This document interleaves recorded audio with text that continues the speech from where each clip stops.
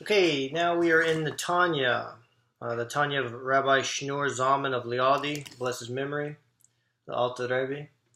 And this is for the 13th of Sivan, or June 21st. Oh, see, no, June 13th, 15th, June 19th, 2016. All right.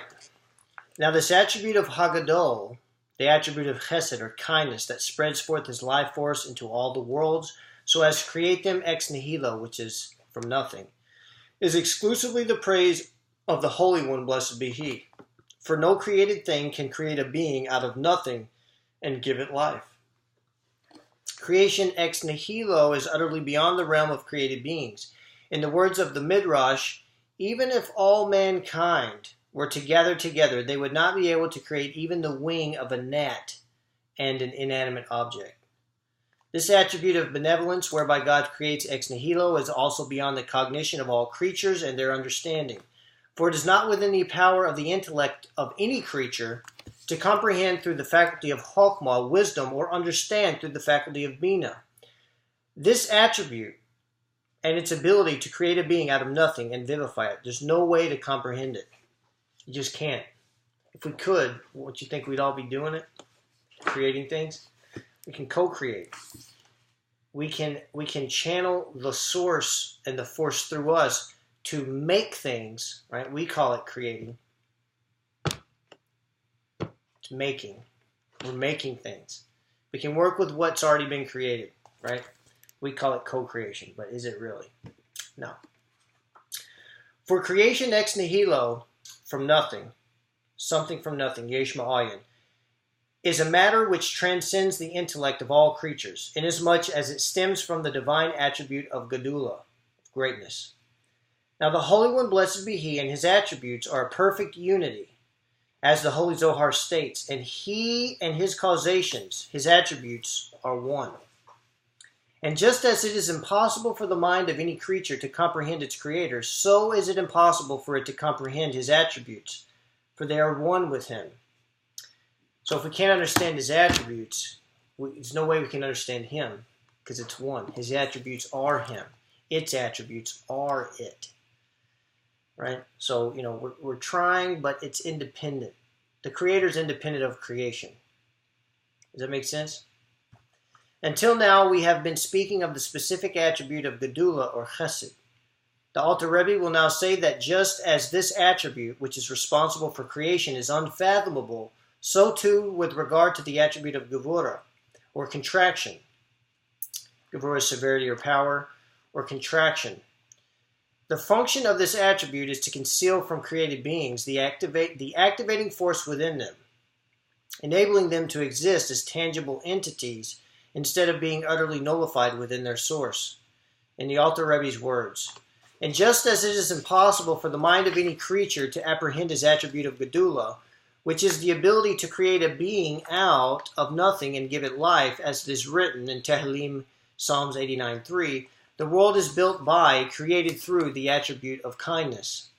Exactly so it is impossible for it to apprehend the divine attribute of Gevura, might, or restraint, which is the faculty of Tzimtzum, or condensation or contraction, restraining the spreading forth of the life force from his attribute of Gedula. Which is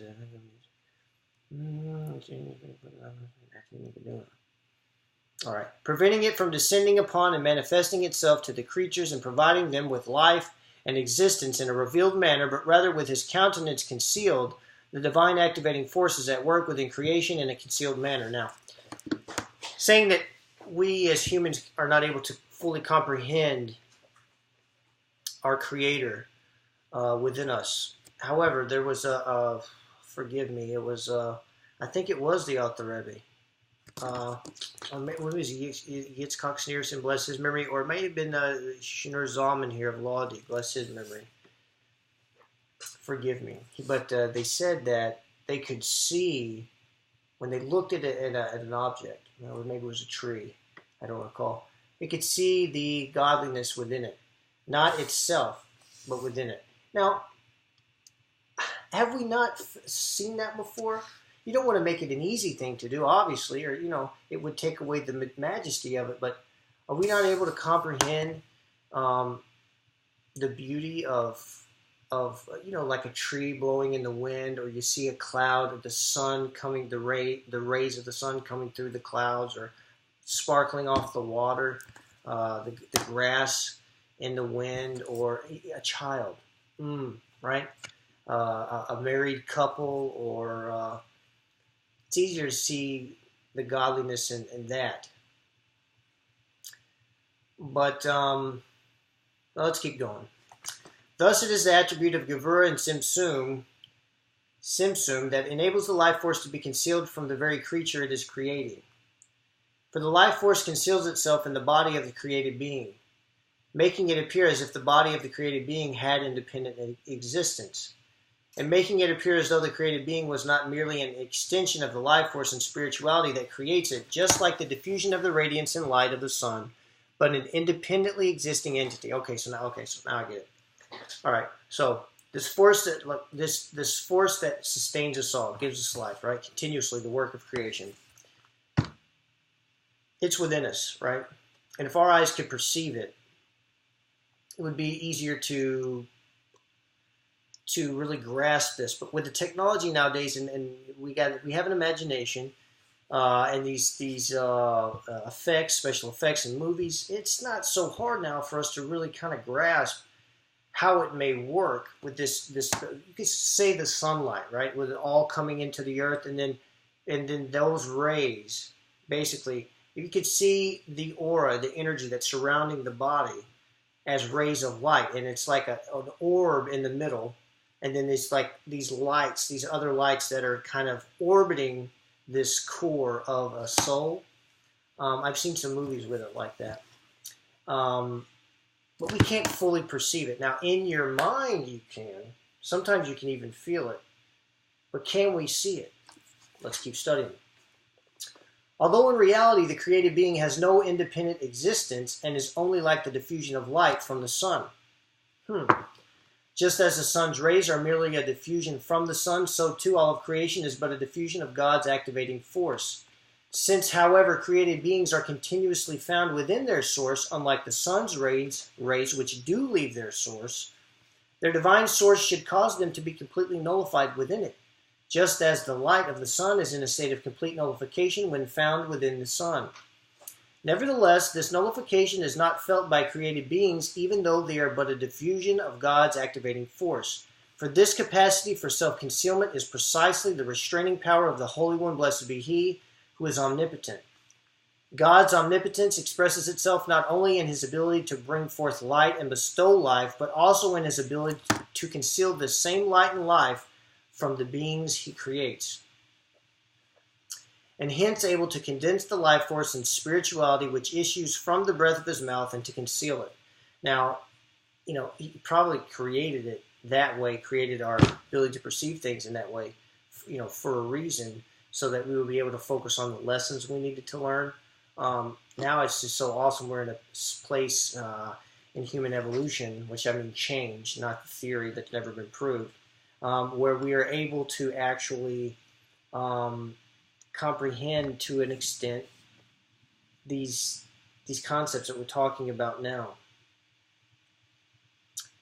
And hence able to condense the life force and spirituality which issues from the breath of His mouth and to conceal it, so that the body of the created being shall not become nullified out of existence, and hence, notwithstanding the fact that the created being is but a diffusion of the rays of its source, it is thus enabled to perceive itself to be an independently existing entity. It is beyond the scope of the mind of any creature to comprehend the essential nature of the Simsum and concealment, and to comprehend that nonetheless the Simsum, notwithstanding the creature itself to be created ex nihilo, something from nothing.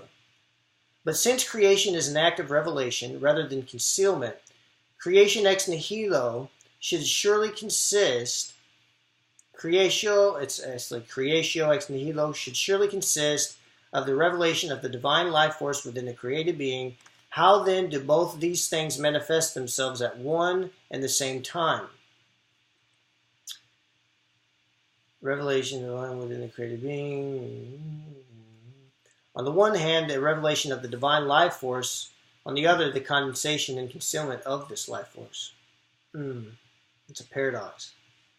so that created beings will be unaware of it and consider themselves to be independently existing entities and not utterly nullified within their source.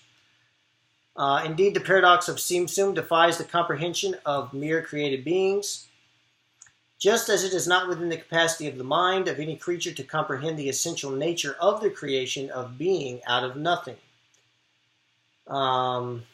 Since the capacity for Simsum emanates from the divine attribute of Gevura, one might erroneously infer that it actually serves to create an independently existing entity. Not only does a created being regard itself as such, but the Creator views it so as well.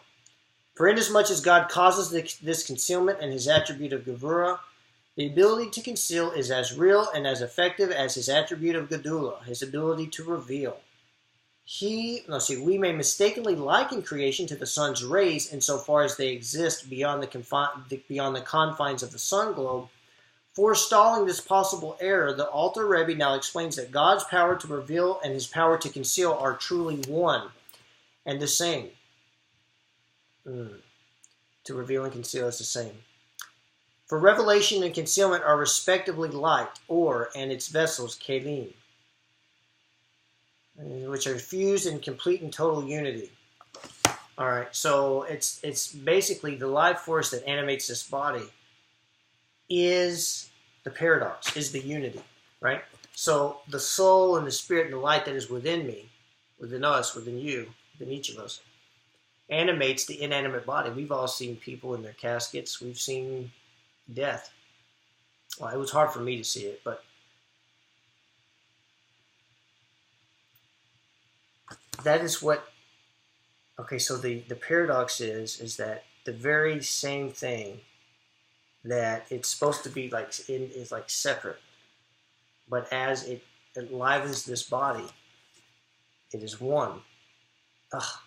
It's kind of hard to put into words, but you can see it, right? You can feel it. Imagine me in the casket, right?